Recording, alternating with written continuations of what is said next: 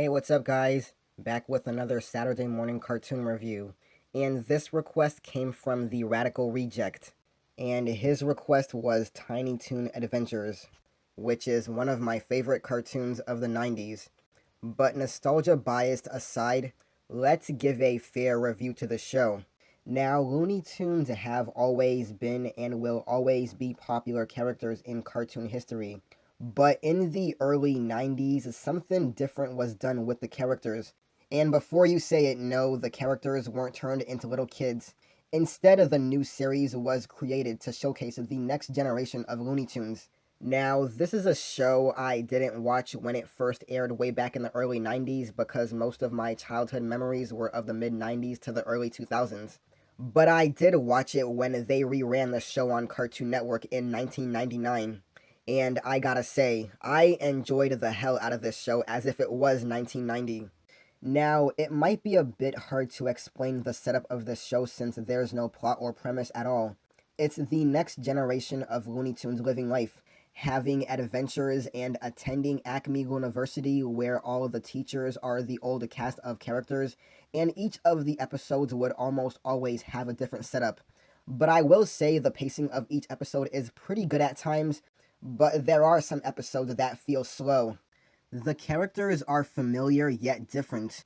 When you see the name, the characters, and the entourage of the series, at first all of this causes an almost disgust, as something like a very childish cartoon. Babs and Buster Bunny are very similar in their actions to one of my favorite cartoon characters, Bugs Bunny. Yet they each have their own distinct personalities and quirks. Babs is really funny, especially when she's performing and trying to steal everyone's attention.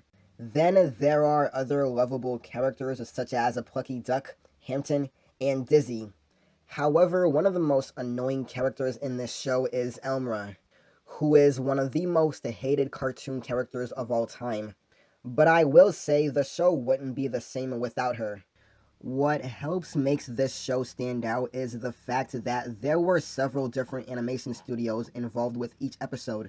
While Warner Brothers did in fact produce the show, they didn't do the animation. Instead, companies like TMS Entertainment, Wang Film Productions, Acom, and Star Toons. But there's one other studio that got the get-go after the first season due to their inconsistent levels of quality, and that's Kennedy Cartoons. The overall quality of animation isn't bad because it still has the same amount of passion unit that the classic Looney Tunes shorts would have expected now.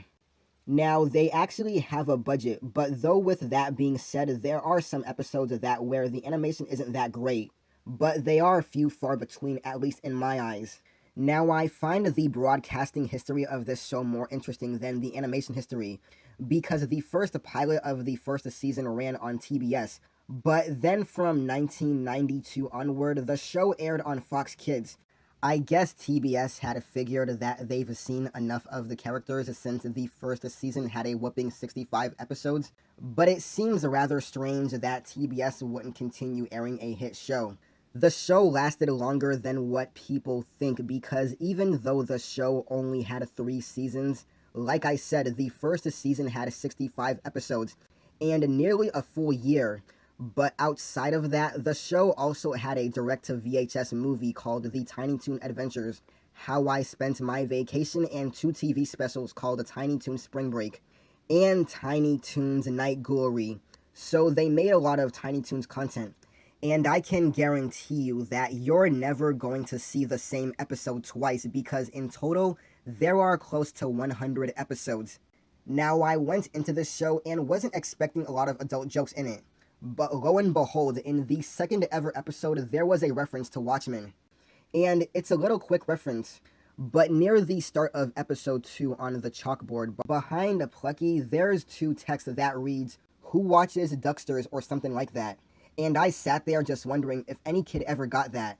A lot of the jokes in this show are funny. There's a really funny anti-smoking episode, where in the first season, it's so aired before the infamous root beer episode. And it's full of small jokes, and all of the jokes in this show are funny and so well written that you can see why a lot of the staff went on to work on Animaniacs, where they are that talented and not afraid to poke fun at themselves. There was even one episode of the show that made a reference to Batman Returns, which is called Return of the Bat Duck. And the episode is full of gags based on Tim Burton's work. Now, I actually own this show on DVD, but you can watch it on Hulu if you want to. Tiny Toon Adventures is just pure comedy, about 100 entertaining sketches intended to make you laugh, and it's a must-see and one of the best cartoons of the 90s. Tiny Toon Adventures gets a 9.5 out of 10. This is Red Wolf signing out, and I'll see you next time. Peace.